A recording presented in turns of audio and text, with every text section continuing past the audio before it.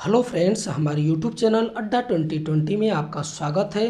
तो आज हम लेकर आए हैं जीके जीएस का प्रैक्टिस सेट लेकर आए हैं। ये जो है जीके जीएस का एक सीरीज है जो कोई भी एग्ज़ाम हो, एसएससी चाहे एसएससी का, चाहे एमटीएस हो, सीजीएल हो, सीएचएसएल हो, और भी कोई भी एग्ज़ाम हो, ये सभी एग्ज़ाम के लिए जो है आपका हेल्पफुल होने वाला है। तो आइए हम लोग एक एक करके स्टार्ट करते हैं। तो पहला क्वेश्चन है कि निम्नलिखित में से कौन अपनी बाजार नियंत्रण नीति के लिए विशेष रूप से प्रसिद्ध था। तो कौन था?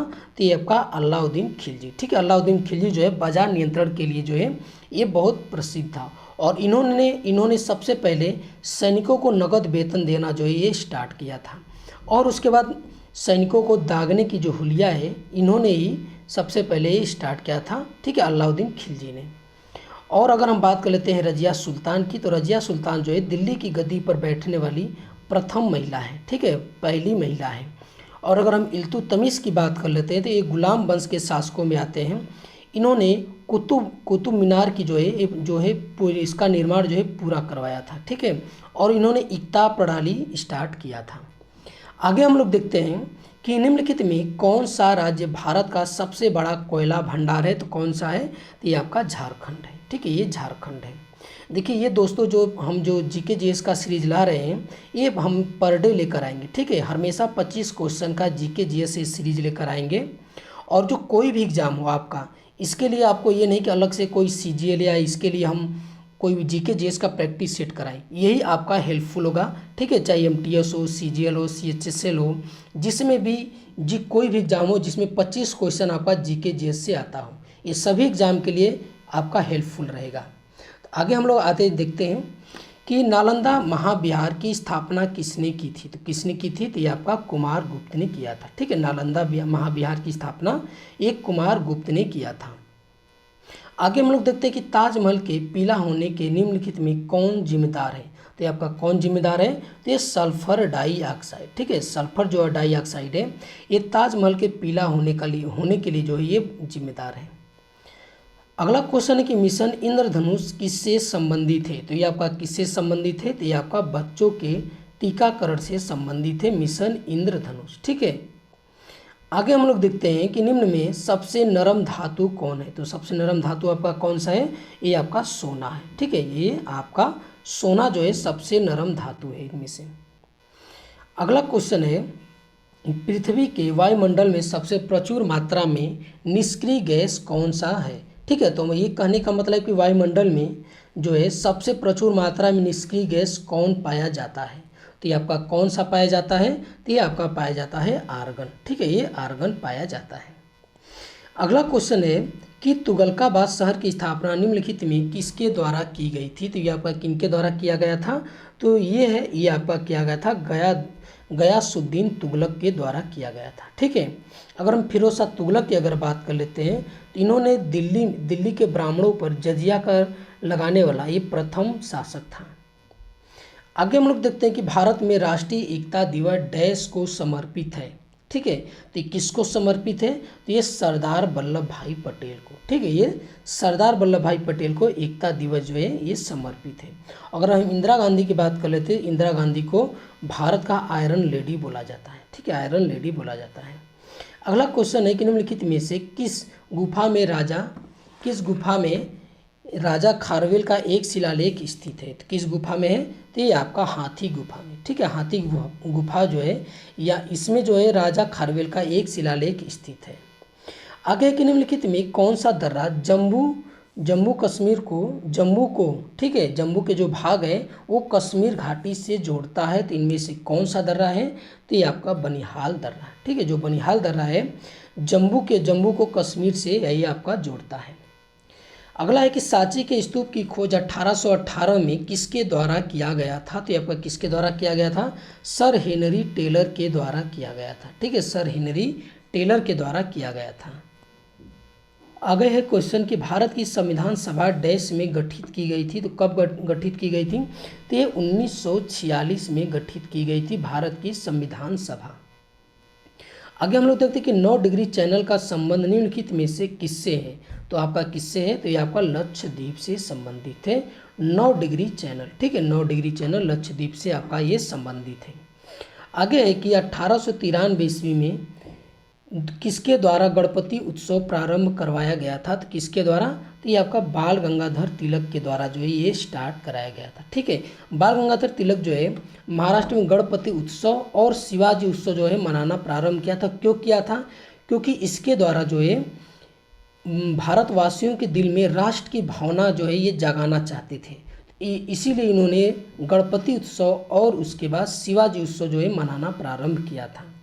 अगर हम लाला लाजपत राय की बात कर लेते हैं तो लाला लाजपत राय की जो एक बुक है अनहैप्पी इंडिया, ठीक है, इनकी पुस्तक है और इनको पंजाब केसरी के नाम से जाना जाता है।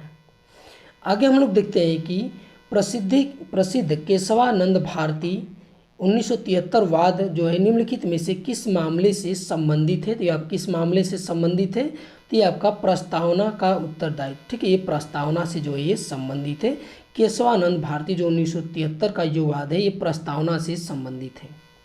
अगला क्वेश्चन कि निम्नलिखित में से कौन सी काल्पनिक रेखा भारत को लगभग 2 भागों में विभाजित करती है?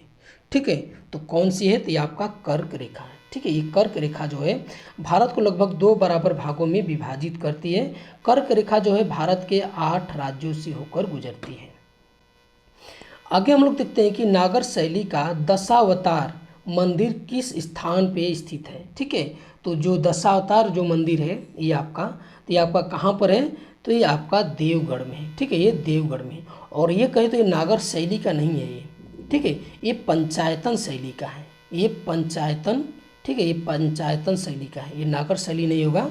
ये पंचायतन शैली का जो दशावतार मंदिर है ये कई बार एग्जाम में पूछा गया है। ये कई बार एग्जाम में कि जो दशावतार मंदिर है पहले पूछेगा कि दशावतार मंदिर किस शैली से संबंधित है? तो ये पंचायतन शैली से है।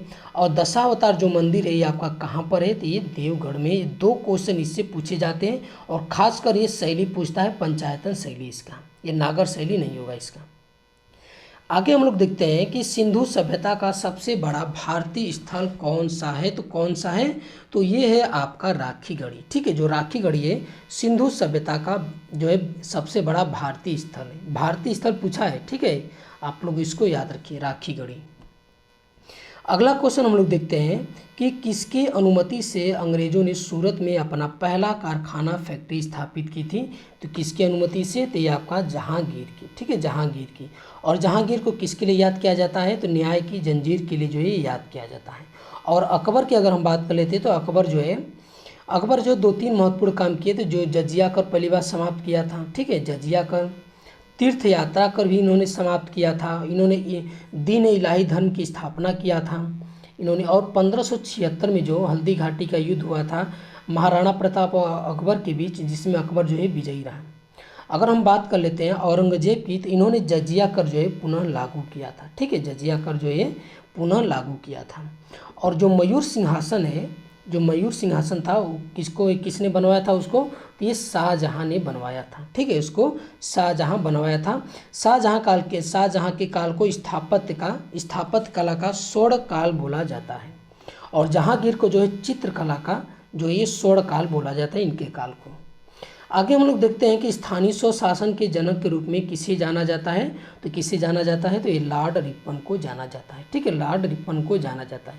अगर हम बाल गंगाधर तिलक की बात कर लेते हैं तो ये महाराष्ट्र में जो है इन्होंने शिवाजी उत्सव, ठीक है, शिवाजी उत्सव और गणपति जो है उत्सव मनाना प्रारंभ किया। और लॉर्ड डलहौजी की अगर हम बात कर लेते हैं तो जो लॉर्ड डलहौजी है ये भारत में रेलवे का जनक माना जाता है। और इनकी नीति थी हड़प नीति। ठीक है, हड़प नीति जो है ये लॉर्ड डलहौजी की थी। और उसके बाद जो है ये भारतीय रेलवे का जनक माना जाता है। आगे हम लोग देखते हैं कि अर्थशास्त्र के लिए 2017 में नोबेल पुरस्कार किसने जीता था? ठीक है, तो ये आपसे पूछ रहा है कि अर्थशास्त्र में तो ये किनको मिला था? तो ये अमर्त्य सेन को मिला था। ठीक है, किनको मिला था? ये अमर्त्य सेन को मिला था अर्थशास्त्र में। लेकिन ये सन 2017 नहीं होगा यहाँ पे। ठीक है, ये सन 2017 नहीं होगा, ये आपका होगा यहाँ पे क्या होगा? ये 1998। ठीक है, 1998 होगा। ठीक है, अर्थशास्त्र के लिए 1998 में नोबेल पुरस्कार किसने जीता था? तो ये अमर्त्य सेन ने। और किस क्षेत्र में जीता था? ये आपसे कई बार क्वेश्चन पूछा गया है कि अमर्त्य सेन को किस क्षेत्र में दिया, अर्थशास्त्र के किस क्षेत्र में उनको नोबेल पुरस्कार दिया गया? तो किस क्षेत्र में दिया गया? तो ये कल्याणकारी अर्थशास्त्र में दिया गया। ठीक है, एक कल्याणकारी अर्थशास्त्र में दिया गया इनको। आगे हम लोग देखते हैं अगला क्वेश्चन कि किडनी स्टोन यानी गुर्दा की पथरी मुख्य रूप से निम्नलिखित में से किसकी बनी होती है। तो आपकी किसकी बनी होती है, तो एक कैल्शियम ऑक्जिलेट की बनी होती है। ठीक है, कैल्शियम ऑक्जिलेट की बनी होती है। अगला क्वेश्चन है कि बारिश की बूंदें गोलाकार किसकी वजह से होती है। तो किसकी वजह से होती है, तो ये आपका पृष्ठ तनाव के कारण होता है। ठीक है, पृष्ठ तनाव के कारण होता है। और आज का लास्ट क्वेश्चन है कि किस सत्र में कांग्रेस पार्टी का विभाजन हुआ था। तो किस सत्र में हुआ था, तो 1907 में हुआ था। ठीक है, यहाँ पे 1907 रहेगा, सूरत के 1907 में हुआ था। ठीक है, यहाँ पे 1907 लिख लेते हैं। ठीक है, 1907 में कांग्रेस का विभाजन हुआ था नरम और गरम दल में। और जो 1906 है तो ये 1906 नहीं रहेगा। ठीक है, 1906 नहीं रहेगा, ये 1907 रहेगा। ठीक है, तो ये आज का हमारा वीडियो आपको कैसा लगा, अच्छा लगा तो हमारे चैनल को सब्सक्राइब कीजिए। आगे ही ऐसे ही 25 क्वेश्चन का जीके जीएस का सीरीज आते रहेंगे जो सभी एग्जाम के लिए बहुत हेल्पफुल होगा आपके लिए। तो देखने के लिए बहुत बहुत धन्यवाद।